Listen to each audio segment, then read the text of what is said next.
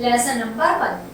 Lesson number 1 जिसका नाम है हमारा पार्ट ऑफ सेंटेंसेस, यानी कि वाक्यों के भाग। वाक्य के भाग की हम बात करेंगे, पार्ट ऑफ सेंटेंसेस कौन कौन से होते हैं। चलिए बच्चों, हमने पिछली कक्षा में सीखा कि किस प्रकार अक्षरों को मिलाने से शब्द बनता है। जिस प्रकार अक्षरों को क्रमबद्ध रूप में मिलाने पर शब्द बनता है, उसी प्रकार शब्दों के क्रमबद्ध रूप को मिलाने से वाक्य बनता है। इट मींस, अब इंग्लिश में देखिए क्या कह रहा है, A group of words arranged in the meaningful order is called a sentences. क्या कहा उसने? A group of words, यानी कि किसका? Group of words, यानी कि वर्डों का समूह। Arranged in the meaningful order, ऐसे meaningful order में अरेंज हो जिससे क्या बने, उसका कुछ मीनिंग बने। क्या कहलाता है? सेंटेंस कहलाता है। और a sentence is a group of words which makes complete sentence.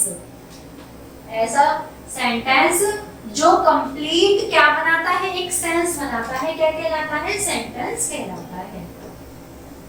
चलिए आ जाइए, हम कह सकते हैं शब्दों का ऐसा समूह जो क्रमबद्ध रूप में हो, अर्थात अर्थपूर्ण हो, क्या कहलाता है? वाक्य कहलाता है। चलिए एग्जाम्पल की बात करते हैं।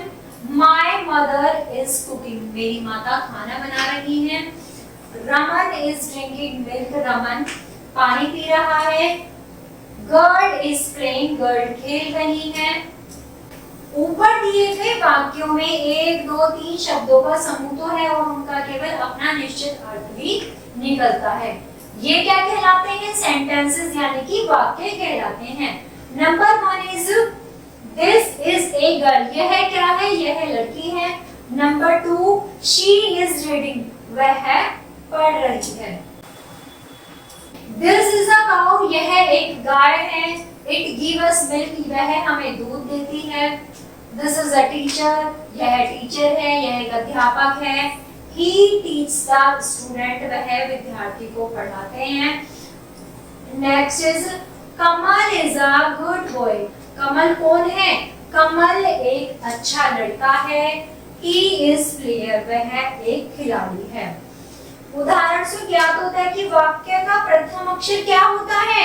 बड़ा होता है तथा इसके अंत में फुल स्टॉप यानी कि पूर्ण विराम वाक्य के सही शब्द में क्रम में होते हैं तथा उनके अर्थ का ज्ञान होता है। चलिए अब बात करते हैं पार्ट ऑफ सेंटेंसेस, भाग, वाक्य के भाग। सेंटेंस को 2 भागों में बांटा गया है। कितने भागों में बांटा गया है? 2 भागों में बांटा गया है।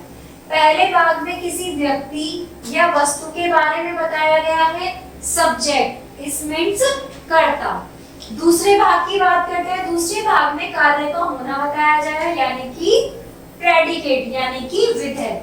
Example, the boy is sleeping. The boy क्या है? क्या है? पार्ट है। स्लीपिंग क्या है? प्रेडिकेट। उपयुक्त वाक्य में बॉय स्लीपिंग को भाग बी में रखा गया है, अतः बॉय सब्जेक्ट, कर्ता स्लीपिंग, प्रेडिकेट विधेय है। अब देखिए इसी प्रकार नीचे दिए गए उदाहरण को चार्ट पूर्वक पढ़िए। The cow give us milk क्या है? Predicate. The girl singing a song क्या है? प्रेडिकेट। द बॉय क्या है? Subject, are playing, predicate. The dog subject is walking, भोंकना क्या है? तो प्यारे बच्चों, ये था हमारा लेसन नंबर 1 जिसमें हमें सेंटेंसेस के बारे में बताया गया था। आशा करती हूँ आप सभी को समझ में आया होगा। वीडियो को लाइक जरूर करें। धन्यवाद।